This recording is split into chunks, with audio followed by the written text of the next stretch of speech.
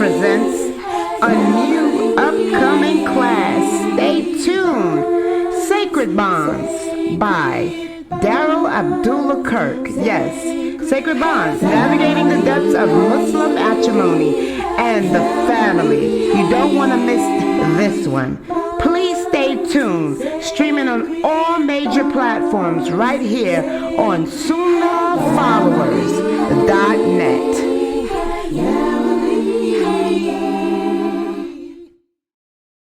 Wassalat, wassalam ala wa rasulullah. I'd like to welcome everybody to our series, our class on the sacred bonds of marriage. A lot of you have questions all the time about marriage in Islam, and the sad reality is that we've become a nation of innovation. The true Islam is becoming abandoned, becoming forgotten, becoming lost. We're not following the Sunnah, even though we all claim that we are and think we are. Our marriages are more resembling the non-believers' ways of uniting instead of ours. And as a result of that, so many Muslim women and men find out that their marriages are not really valid. Either they didn't have a guardian, the girl's father was not her guardian, did not approve of the marriage or whatever, or there were no witnesses to the wedding or the marriage the witnesses were non-Muslim, or a man married a woman himself without appointing someone else as the imam, or all kind of crazy stuff happens. And the sad reality is there's no excuse for this, because Allah is not going to accept the excuse that you didn't know. The longer that Allah allows us to live on this earth, the more accountable we become. And when those angels of death come to pull our souls, they're going to ask you, why didn't you know that you were living as an adulterer for the past 30 years? Here you've been Muslim, and Allah's given you a life. He's allowed you to live on this earth for 50 years, and you did not know that your marriage was not valid. Didn't Allah say that seeking knowledge of this religion is an obligation upon all Muslims? You were living on this earth 50 years, and you didn't take the time to prioritize learning your deen. You went to college and got a college degree. You even worked in this dunya. You reached all the goals you wanted. You bought a house, you bought a car, you put your kids through school. You prioritized this dunya over Allah, and you didn't know that your marriage was not valid. So that's the type of conversations that we'll be having with those angels. And this is why the Prophet Sallallahu Alaihi Wasallam said, never forget the destroyer of pleasure, which is death. And I'm a person, I think about death a lot. And in fact, I used to be told when I was younger, when I was in high school, when I was in college, even my friend Latifa used to tell me, you're so morbid. You're so morbid, because I'm always talking about dying, always thinking about death. I mean, because, death can come at any moment. The more we think about death, then the harder we will strive to make sure that we are doing the things that we're supposed to do, and we're doing them correctly. That's why there's no procrastination in Islam either. And there's a lot of Muslims that suffer with that. You want to leave a woman hanging. Let me talk about that. We talk about marriage. How many of you brothers got women hanging right now? You say you're going to marry somebody, and you got that poor girl hanging. You should have been married by now. It's been a year. It's been 2 years, 3 years, 4 years. And she's not married to you yet? You keep coming up with excuse after excuse. I want to buy a house. I want to build a house. I want to finish school. I want to. And now you're committing sin. She's committing sins. You're committing sins because you procrastinated procrastinated putting off something good and clean. You know, life is short, guys. You don't want to die in bad standing with Allah. So we have to follow Allah's laws, follow Allah's rules, do things the correct way. Okay? Dr. Jamali talked about divorce. You know, two things that are easy in Islam, and that's why they're abused: marriage and divorce. You never know what you're going to get. Get married. Okay, yeah, you find out that the person ain't right. You don't like her. She don't like you. So, end the story. Divorce. Divorce is good and clean. It's much gooder and cleaner than staying with somebody and ended up killing them. And on the other hand, marriage is good and clean. It's best to get married and find out, rather than stay not married and fornicate, adulterate, and do all other kind of haram things. And you end up dying upon those sins. And you're going to be answering for that in your grave. We have to think, Muslims, marriage and divorce, the two things that are abused the most today, which the prophet said are signs of the last hour. That's why we have all these classes on marriage and divorce. But one thing about it, the simple fact that you guys are here learning means it's not too late to change, to make it right. Like we talked about in the class with Jamali, if you find out that your marriage is not legal, make it legal. You find out that you were not married in accordance to the Quran and Sunnah, separate immediately. You find out that you needed your father. You find out that you needed witnesses. Then you and your husband say, well, we're going to repent. Part of repentance is make the restitution. So I'm going to separate from you. Okay? We're going to separate. I'm going to my mother's. You stay here in the house with the kids. Okay? And we're going to make this right. We're going to go ahead and get married the right way. That's how you clean up that situation. I'm going to go ahead and talk to your father, and I'm going to have him as the guardian, or I'm going to go and get 2 Muslim witnesses. I'm going to make a dowry. We separate and we make it right. We do go into make a new marriage contract. That's how you correct something wrong like that.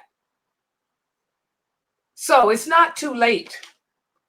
And also, one thing that I can't encourage you sisters to do enough of, before you jump into the frying pan, learn what type of pan you jumping into. Learn the rules of how to fry. What does that mean? Learn the rules of marriage before you do it. Before you think about getting married, go and learn. Sit down. Find a person of knowledge that can teach you the fiqh of marriage. What's expected, and also the role of the wife, the role of a mother, the role of what your responsibilities are. We don't just jump and do something without knowing what comes with it. We have to seek the knowledge. That'll help prevent a lot of these problems too. Before we just jump into it, we learn about it. I wanted to get married when I was 12 years old. My mother wouldn't allow it. But I did get married at 14. Before I got married, I knew all the rules of marriage. I learned the whole fiqh of marriage, did a whole class on it. Oh, yeah, when I was 12. Imam Latif Alameen. Yeah, they mosque came. Oh, yeah. I did the fiqh of marriage for the women when I was 12. So I knew all about marriage. I knew what the role of a wife was, the role of a husband. I knew what was it came with it. I knew all about menses, babies, all that stuff at 12. So when I got married at 14, I knew what to do. I did my job as a wife. Hello, I was a good one. Oh, yeah. Any husband I had to tell you, she was good. It's just I didn't put up with no dumb stuff. That's all. You know, I knew my rights. The men I married, they didn't know theirs. That was the problem. I knew mine and theirs. You know me, Layla. Okay. But I did my job. I was a good wife. Took care of my main. Oh, yeah. Took care of my house. I didn't work when I was married at 14. I was a trophy wife. Then when I got married after that, I was a good wife. I worked and did my job. I don't think you can find any husband that's going to say anything bad about me because I was good. I really was. Okay. But you know, that's the problem. Girls today, Muslim kids today don't understand their religion. We just jump up into things and don't know what's expected of us. Well, that's why seeking knowledge is an obligation. And in this class, we've been studying marriage from the book written by one of my students, Brother Daryl Kirk, The Sacred Bonds of Marriage. This book can be purchased on Amazon. All of you listening to me need to get a copy of this book.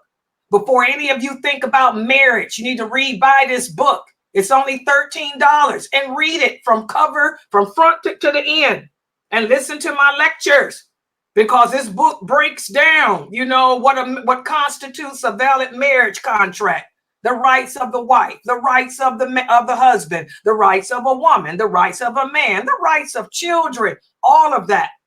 It summarizes all of that and gives you an idea of what's expected. And the last time we met in this class, which was last weekend, we spoke about the rights of the wife.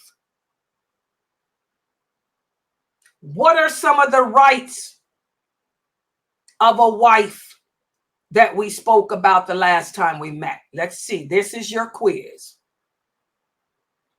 What are some of the rights that you have as a wife? Who can tell me that we discussed so far? What did we talk about last week? We have a right to be maintained and protected, fair treatment, and respect. Exactly. It's your right to be provided for and maintained. What does that mean? Do I have to work? Who can answer that question? Can my husband make me go out and get a job? No. Do I have to work? Is it my job to pay the rent? Is it my job to pay the gas, the lights, to buy the food? Is that my job as a wife? No, that's the man's job because he's the protector and the provider. Exactly. Exactly. What about this? What if I got married? Me and my husband, we got married and we was one of those silly people. We didn't know our rights. Now my husband ended up getting into a masjid. He ended up practicing his deen. And he comes home one day and tells me, I don't want you working anymore. I want you to quit your job. And I want you to come home and take care of these children. And take care of me. Do you have to listen? Do you have to quit your job? Yep. Yes. Yes, you do. Because that ain't your job to provide and maintain anyway. Oh, yeah. You should have learned your rights before you got married. Yes, your husband can tell you he doesn't want you working because that's his job. He can tell you that you need to come home. That's it. What about this? Before we got married, we agreed as part of our marriage contract. We agreed that I can work. Okay, so I'm working as a nurse. Nice job, good money. But I'm so tired with all that overtime. I don't cook. I don't clean. So my husband one day meets with me and he says, Layla, you're working so much. I want you to quit your job because you can't hold it down. I know we agreed that you could work as a nurse, but I'm sorry. The food ain't being cooked for the kids. The kids are eating pizza. I come home from work. I ain't got no meal. The house is dirty. The house is dirty. The children, I don't know what they doing. They watching sex on TV. You know, dance mom girls done grew up. JoJo, Maddie, they all LGBTQ. But they watching Maddie and them LGBTQ. So I don't want you working no more. And you say, but that was my contract. Who wins that debate, guys? You or him? Him. Exactly. No. He does. You have to quit. It doesn't matter if it was part of your contract or not, because it ain't your job to work and you are remiss. You've fallen remiss in your obligations. You're not taking care of your home. That's your job. Your children, you're cheating your kids out of what they deserve. Your husband, You'll cheat him out of what he deserves. So yes, he can tell you quit that job. So again, we need to learn these things before we jump up into marriage. Contracts were made to be broken. Don't y'all know that? Who told you that because you agreed to a contract that it can't be broken? Oh, yes, it can. Oh, yes, it can. If you ain't doing what Allah commanded you to do, then the voluntary stuff don't matter. Like I tell you guys, even when it comes to fasting, prayers, and by the way, you women that have not made up your fast from Ramadan, you better get busy, okay? Your voluntary fast, your voluntary prayers are of no value if you're not performing the obligatory prayers and Ramadan. Okay? Islam is a check and balance. So you sisters got to get it together. What about this? This is a new thing I'm hearing now. What about this? A man and a woman gets married. The wife refuses to cook and clean. She says, the Prophet, sallallahu alaihi wasallam, used to help his wives around the house. So it ain't my job to cook and clean. That's your job. Is that true? Whose job is it to cook and clean the house? Whose job is it to cook the food for the family, clean the house, and all of that? Is that the man's job or the woman's? The woman. Exactly. That's the woman's job. I don't know where you sisters got that idea. I heard this is a big innovation going on.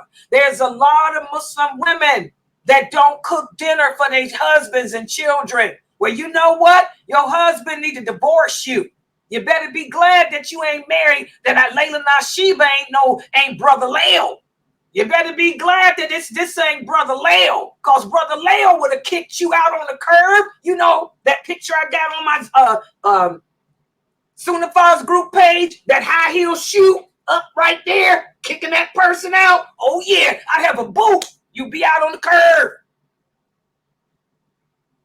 Okay? That's your job as a woman. Who told y'all this crap?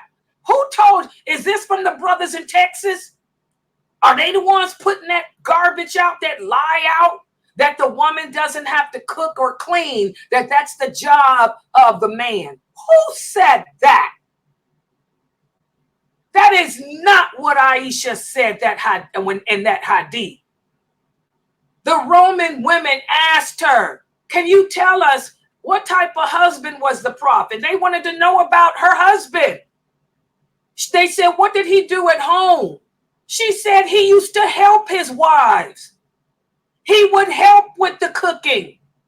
He would help with the cleaning, even though he didn't have to. That's just how he was. To help us. He would sew his own clothes, mend his own shoes out of the kindness and the goodness of his heart, even though he didn't have to. What did the Prophet Muhammad say to the men? He said, the best amongst you are those who are good and kind to your wives, and I am better than all of y'all. Did Umar help his wives cook? Did Umar help his wives clean? Did Abu Bakr do that? No. Only the Prophet, because he was a messenger of Allah. He wasn't like any other regular man. Allah cleansed his heart, removed the evil from it, and gave him a Muslim jinn. He knew his wives were struggling, dealing with polygamy, number one, the jealousy. He was married to strong, beautiful women that came from noble backgrounds. Not any of the Prophet's wives were project women. Not any of the Prophet wives were ghetto or peasants. They were noble women. They came from noble families. Aisha's father, Abu Bakr, was wealthy. Zainab, wealthy. Salama came from a wealthy family. These were women of nobility, of class and dignity. And one of the hardest things for a woman to do is share her husband, knowing that every other woman wants him too, knowing that he can have as many wives as he wants, knowing that women were coming and some of them were even throwing themselves at the prophet.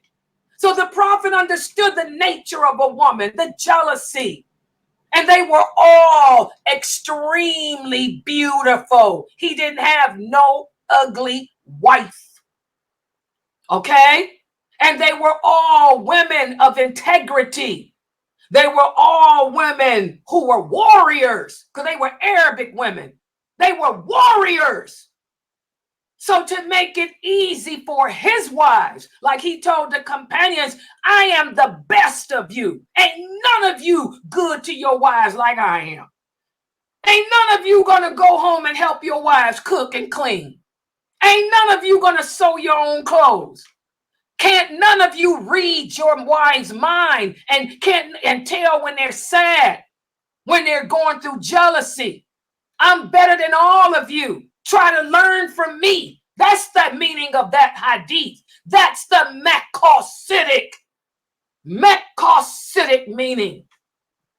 Aisha radiallahu anha broke that hadith down. So where do you twisted women of 2024 get this idea that it's not your job to cook dinner for your family or clean your home? You women are trifling, and you're sad examples of females. And I don't even know how you got a husband.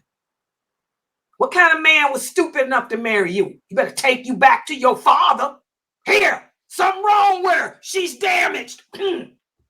Go find somebody else. Righteous men are for righteous women, not lazy, trifling women. You sisters better get that together. I want to know who told y'all that garbage. Is that them brothers down there in Texas? Y'all better stop learning Islam from these compassionate imams. Is that what they call them? Compassionate imams, progressive imams. These men imams who are fighting for LGBTQ and feminism. Better learn your role. That's why you can't keep a man. Hello. Y'all better be lucky it ain't no Brother Leo. Brother Leo would be rough. Brother Leo would be like Umar, radiallahu anhu. Okay, so, that's our role. It's your job as a wife to cook and clean. If working is standing in the way of you fulfilling the obligations that Allah has given you, then you got to let that job go. It's your job to guard in your husband's absence what he would have you guard, which is his home, his children. That's your job, the upkeep of the house, making sure the bills get paid. That's your job. It's his job to go out and make the money. It's your job to fry it up in the pan. Okay? Don't get it twisted. Hashtag it. Well, that's the most ludicrous stuff I ever heard. A woman doesn't have to cook or clean. It's the man's job. Oh, really? Where's your Dalil? Who told you that? How dare you take that authentic hadith and twist it around and Americanize it? How dare you Westernize, Americanize, and brutalize that hadith? And I'm a woman. Can't get no more feminine than me. Hello. I wrote the book on femininity. Hello. But I know my role. I know my lane. Learn your lane, sisters. And what about this? Is there a reason? Is there something that if a woman does, her husband doesn't have to pay her rent, buy her food, or buy her clothes? Can anybody remember that answer? What is it that if I don't do, my husband doesn't have to pay the rent for that month, or buy me no clothes, or pay none of my bills, none of that? shows the check and balance in Islam? What is it? Who can remember, you sisters? Sex in the bed. If you reject his bed, if you reject his needs. Exactly. If when you sisters want to be like that, you want to be westernized and Americanized. So I want you, you go sleep on the couch. You can go stay in the dog house. What they call it, the dog house. You go out in the garage and sleep. Oh no, I don't want you in my room. Oh no. Well, guess what, Miss Lily Americanized feminist? He can walk out that door and say, guess what? You figure out how you gonna pay your rent. Figure out where you getting your food from. Figure out who's gonna pay your credit cards. Figure out how you gonna get that car note paid. Because since you ain't giving me my rights, hello, I ain't gotta provide for you. I ain't gotta maintain you. Check and balance. Allah doesn't give too much power, nor does he give too much authority to anyone, because Allah is Akbar. Y'all understand that? The power, the authority is with him. And he wants us to remember that. Check and balance. So if you sisters are walking around doing the Western Kafir feminist move, I don't cook, I don't clean, I don't have to. And guess what? If he makes me angry, he'll be on the couch tonight. Well, you know what? You got a good one. Because Brother Leo, oh yeah, if I had a twin brother, his name would be Brother Leo. Brother Leo wouldn't have that. He'd have you out on the curb. Hello. So you sisters got to get it together. This feminism. There's no need for feminism because Allah has elevated you. Allah has given us women rights that no other women have ever had. Women were treated like dirt until the Prophet Muhammad sallallahu alaihi wasallam received the call to prophethood. So this feminist movement and all this gender crap that you women or Muslim women are into, shame on you. And that's what we've been speaking about. And today we're going to go over more rights. And as we discussed, it's your right to be provided for, maintained. You don't have to work. It's not your job to worry about how to pay the bills. That's a lot of stress. It's your job to worry about your children. Your worry should be whether or not, if you send your kids to school tomorrow, if they're going to be attacked with the LGBTQ, that's your worry. Your worry is how to make sure that nobody's touching your child inappropriately. That's your concern. Your concern is, does my child know that he was created to worship Allah? That's where your stress should be. Not on, how are we going to pay the bills this month? Oh, I need a car. How am I going to get extra money? That's not our job as a woman. That's the man's job. And if he got to work 10 jobs, that's his business. He can handle it. Allah created men differently than us. They can handle the stress of life better than us. They were created for that. Their bodies are built for that. They don't have PMS like we do. Their emotions are under better control. They have a problem with their lust, but their other emotions are controlled. All right. So that's what we talked about. And so today we're going to break it down with other rights. We talked about how it's your husband's job to provide and maintain, but it goes a little deeper than that. And let me put the PowerPoint up on the screen. Yeah, I got it. Yeah, I got it on here. Okay.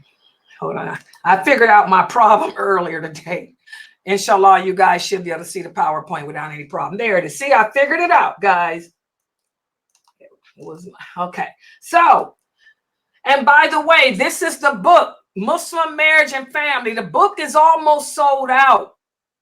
Amazon, by the way, guys, get this book. It's almost sold out. There's not that many copies left. I bet Brother Abdullah Kirk is kind of happy because Thank God I'm teaching this book. His book is sold out. He's got a few copies left. It's almost sold out. Make sure y'all go to Amazon and get it. All the young kids, the girls and the boys need to have this book. It's only $13. Come on, guys. Pay more for that for Starbucks. Yeah, I spend $30 a day on Starbucks. Okay, seriously. Do the math. 30 times 30, do the math. That's how much I spend on Starbucks a month. I told y'all I'm opening up me inshallah, when I get my bills together, I'm opening up me a coffee shop. Oh yeah. My own Starbucks. It's a franchise. Layla's Starbucks. All right. Sell some baklava. I'll sell some baklava. Yeah, I'll sell baklava. All right. So this is chapter 10. What we're going to do today is continue with chapter 10 of the book, which goes into more detail about the rights of the wife. Let's take a look at it. Now, the last time we met, we talked about how it's the man's job. But when you get married, he has to be able to maintain you. So this is why we talked about the marriage contract, your guardian, your wali, your father, your brother, your cousin, whoever your uncle, whoever your guardian is, that's stuff that he would have worked out. The first thing he should have inquired from that man is he a practicing Muslim? And then after that, how much money you make? Because I make good money. I take care of my daughter. Can you take care of her the way I've cared for her? And he'll say yes, because it's his job to provide and maintain, but it comes with a kick. You have the right to your own accommodations. And let me emphasize this. Your own accommodations. Let me emphasize it again. Your own home. Allah says in the Quran, in the interpretation of the meaning, lodge them where you live according to your means. That means every woman has the right to her own accommodations. So this question was presented to Aisha, radiallahu anha. And what's the source? You'll find this in Bukhari and Muslim too.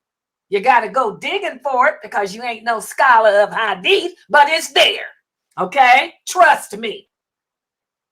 When the Roman women came and was asking her questions about the religion, because they had just converted to Islam and Muawiyah had sent them to her, but this is one of the questions that they asked because it wasn't part of the Roman culture.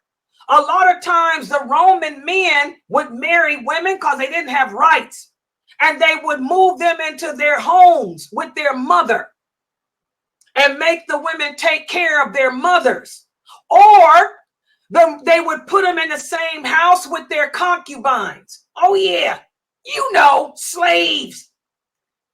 The Roman men would enslave women and have sex with them whenever they want to, and sometimes they throw the slaves in the house with their wives.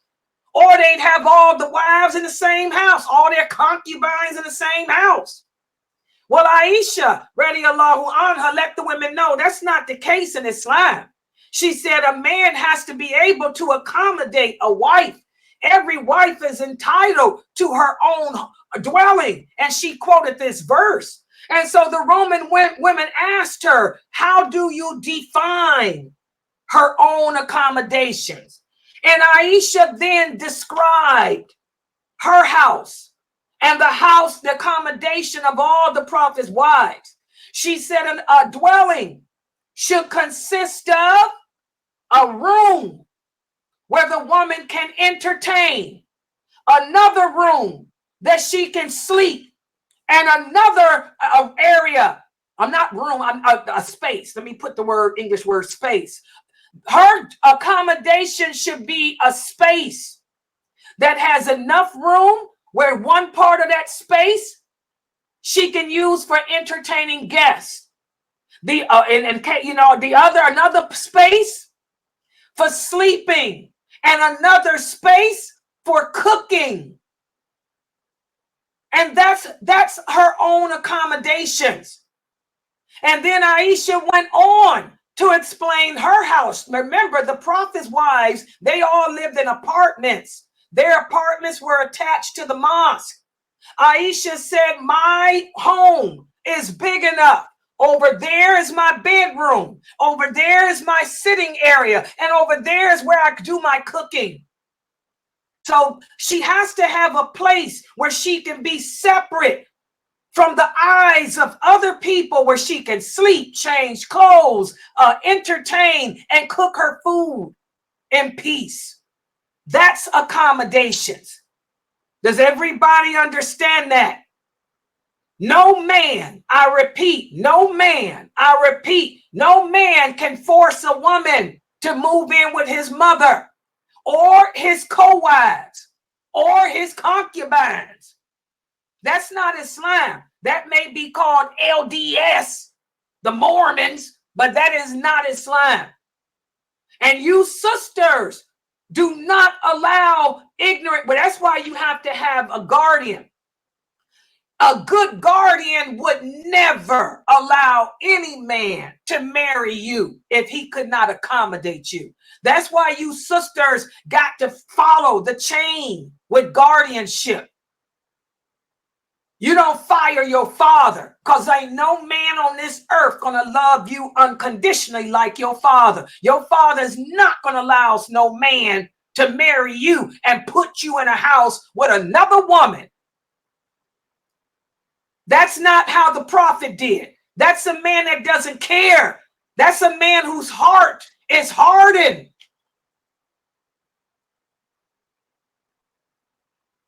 You don't want to have your wives with other women that they can see you touching them, talking to them, cuddling them. They can hear you. What kind of stuff is that? This is that pimp mentality of the West, not the East. Because the companions didn't put their wives in the same houses either. This is some nonsense that these modern day Muslims do in America. They don't do that overseas either. But now the big problem we have overseas is in Pakistan and countries like that, Malaysia, where they'll marry girls or women and have moved the women in with their mothers and make their wives become servants to their mothers. That's a problem in those other countries. And that's wrong. This is your right to have your own separate accommodations. Nobody can make you move in and live with anyone. And you'd be stupid to give up your right and do that. Do you women understand that? I'm a strong woman. You can't get no stronger than Layla. But do you think that you can see me sharing my man and my house with other women with my man? My house? Oh, heck no, not here. I'm a jolly. Oh, no, I'd be done cut some heads off. That's my man. I don't see nobody touching him. You crazy? Or talking nice to him? I talk nice to him. Okay? So this is a right. As you can see, Islam liberated us. There's no need for feminism. Allah gave you rights. The Roman women didn't have this right. The Persian women didn't have these rights. Egyptian women didn't have these rights. Okay? And also another right that you have is to be treated fairly. What does that mean? That means he can't show favoritism over you. And if he's got other wives, he has to treat you all fairly, publicly. We can't go to the mosque and you're holding her hand and you're giving her the attention, but you treating me like I don't exist. Oh no. Every wife has the right to be treated fairly, publicly, and also fair in the amount of time, meaning the nights. The day belongs to the man. Your husband can do what he wants in the day, but the night belongs to the wives. And he can't spend more nights with one. If he's going to give me 3 nights, he has to give every other wife 3 nights too, unless we decide something else. Does everybody understand that? So when we talk about the right to be treated fairly, it means two things. It means that he cannot prefer favor his knights over one wife over you. And the second is publicly. You have to treat us all the same publicly, like the prophet did. He treated all his wives the same publicly. Even though Aisha, radiallahu anha, was his favorite, what did Salama say? Salama, she said Aisha was his favorite, but none of us ever felt unloved. All of us, all his wives, we all felt special. We all felt loved. We all felt needed and cared for. Aisha just used to boast about it all the time. She was a young girl. Young girls do that. I'm his favorite. So he treats us good too. So that's what's meant by that. Okay. And again, another right that you have is for your husband to be kind to you. What does that mean? He should have a good attitude towards you. He shouldn't be calling you the B word. He shouldn't be cussing you out. He shouldn't be yelling at you. He shouldn't be calling you stupid. He shouldn't be telling you that you're worthless. This is abuse verbally. Okay?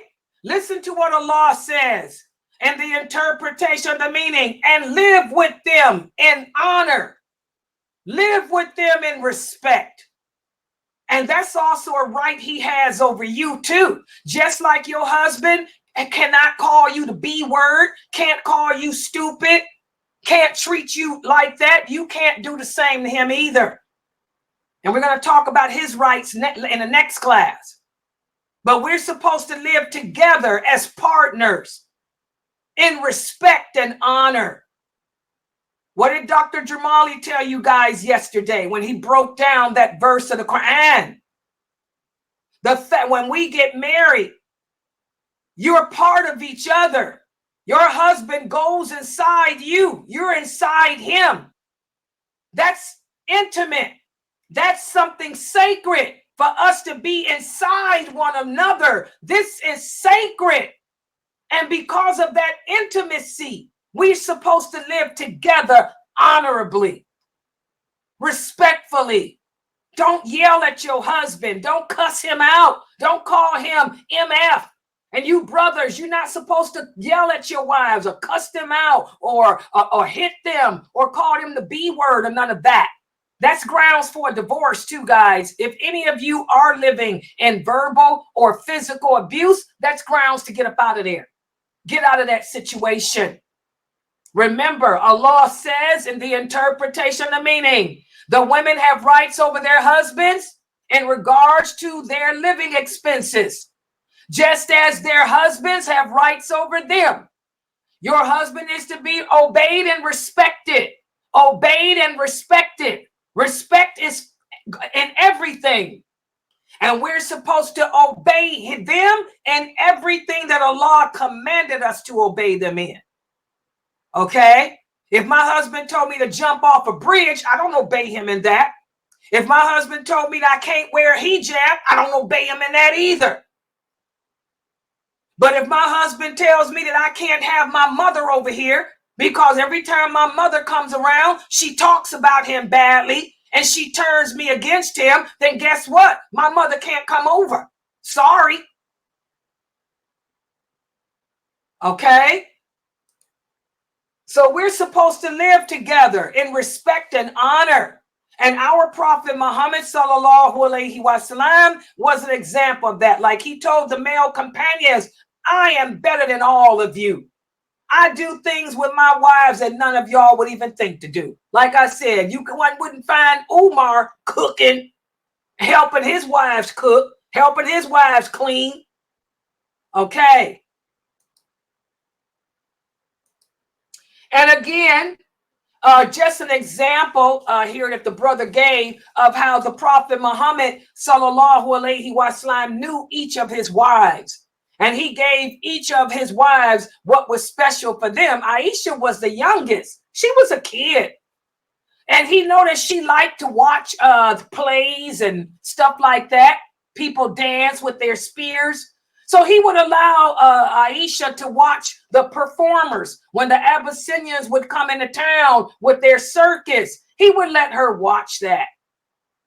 Just like he know that Salama, she loved war. She was a warrior. That was Khalid bin Walid's cousin. Salama was a warrior. She knew how to work a sword, work a bow and arrow, just like Khalid bin Walid. So the prophet noticed she loved a war and battle stuff. So he would, spend time with her talking about strategies of the battle on the battlefield that he could use. And he took her with him as his advisor. And out of all the wives the prophet had, the only one that knew how to read was Hafsa. How many of you knew that? Aisha, may Allah be pleased with her, could not read or write. None of the wives could, except for Hafsa. So when the prophet would meet with Hafsa, what would he do? He'd say, Hafsa, read to me. Read to me that verse of the Quran that Allah revealed, because she would write down the verses. She would write down the verses of the Quran as they were revealed. So she would read to the prophet because she knew how to read. Each wife was special. Sauda was the anchor of the whole tribe. All the kids loved Sauda. Sauda would spoil the kids. Sauda liked to cook. Sauda liked to make toys for the kids. So all the people would gather at Sauda's house. And the prophet would tease Sauda. He would play with Sauda. So every wife, had something unique to them. And he knew what each wife liked. And he catered to them all. And this is just one example, how he catered to Aisha. He was aware of her youthfulness and catered to her like he did Salama and her war strategy, Hafsa, and how she could read and write and all of that. Okay? He talked to all his wives. Zainab, may Allah be pleased with her. She was his first cousin. Zainab looked like the Prophet, sallallahu alaihi wasallam. For those of you who don't know, she was his first cousin.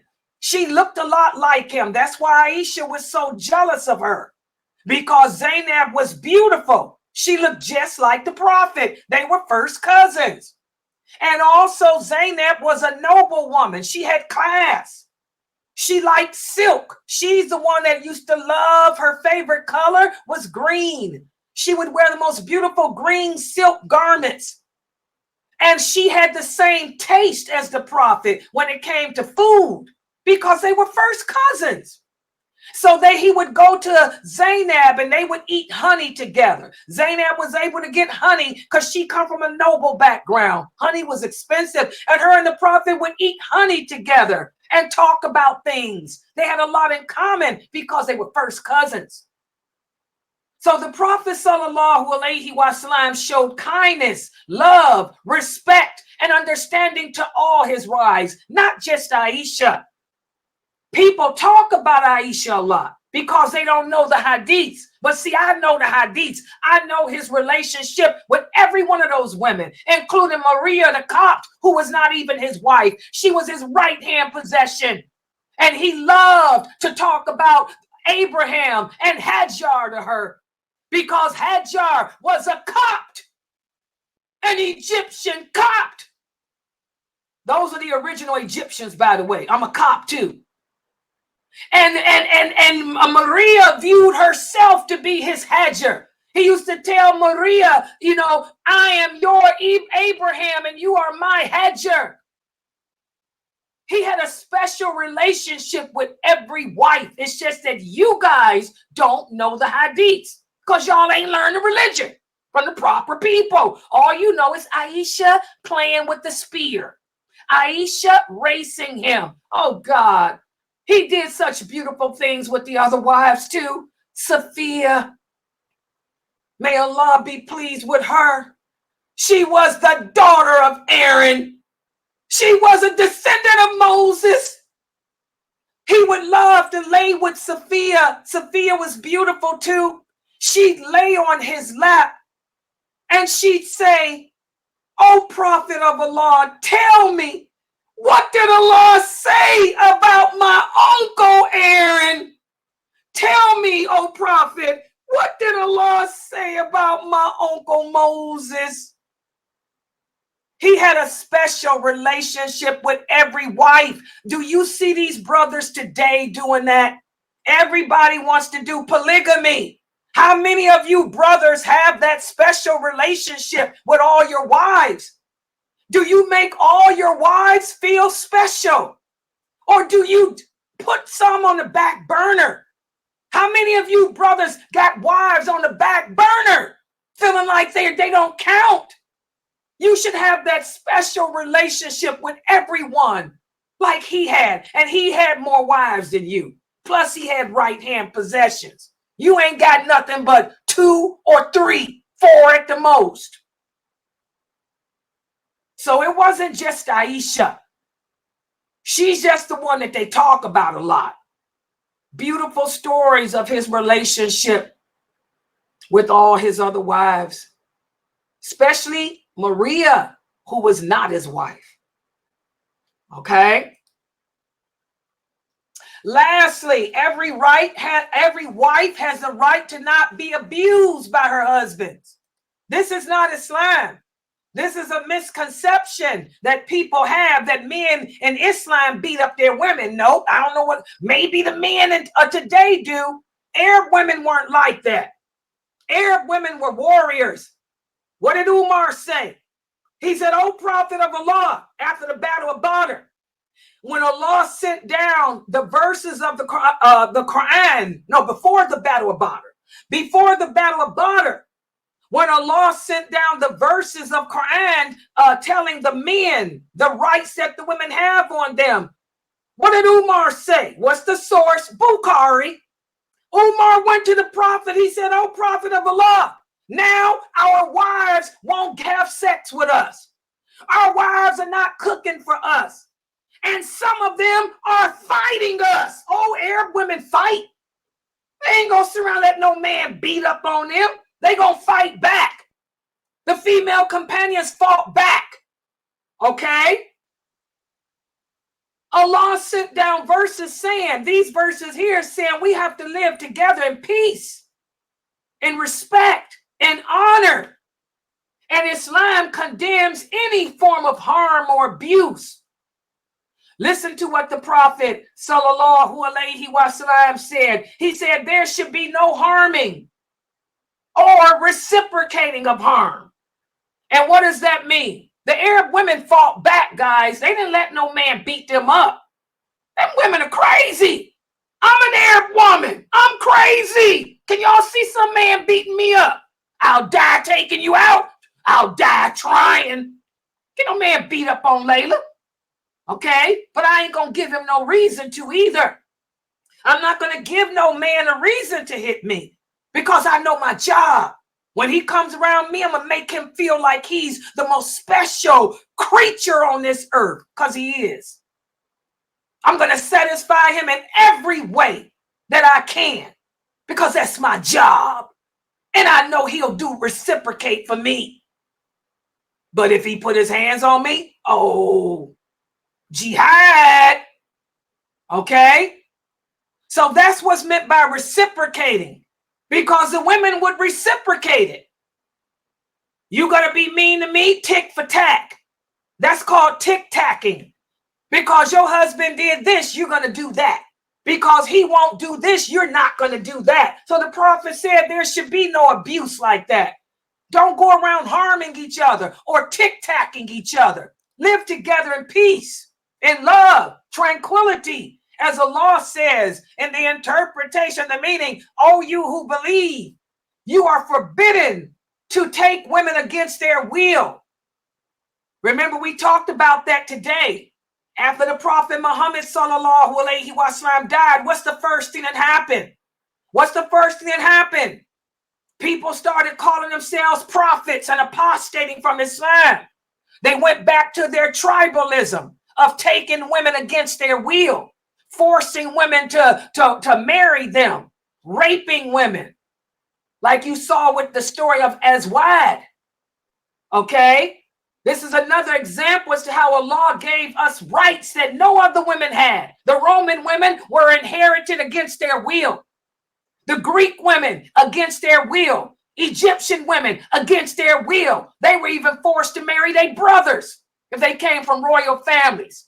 European women against their will. They were forced to marry their brother and fathers too to keep the royal line going. Well, we don't have that crap in Islam. Okay? So women should not be subjected to any form of harm or distress. That is your right as a woman. If a man is harming you verbally or physically, you have a right to declare a divorce from him. Remember, here's the hadith. The Prophet sallallahu alaihi wasallam said, the best of you are those who are best to their wives, and I am the best of you to my wives. I do for my wives what none of you would do for yours. He knew every wife's weakness. He knew every wife's strength. He knew what made each wife tick, what made them sad. And he took care of them. He accommodated them. What a man. What a man, what a man, what a man. Wow. Y'all see that? That's the man I need. All right.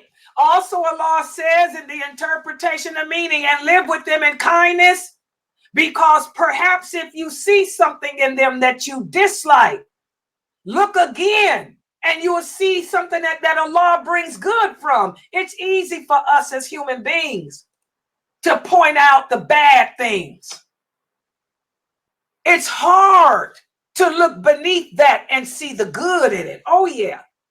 She may not can cook good, but Lord, she can clean. She may not know how to sew, but she got your back.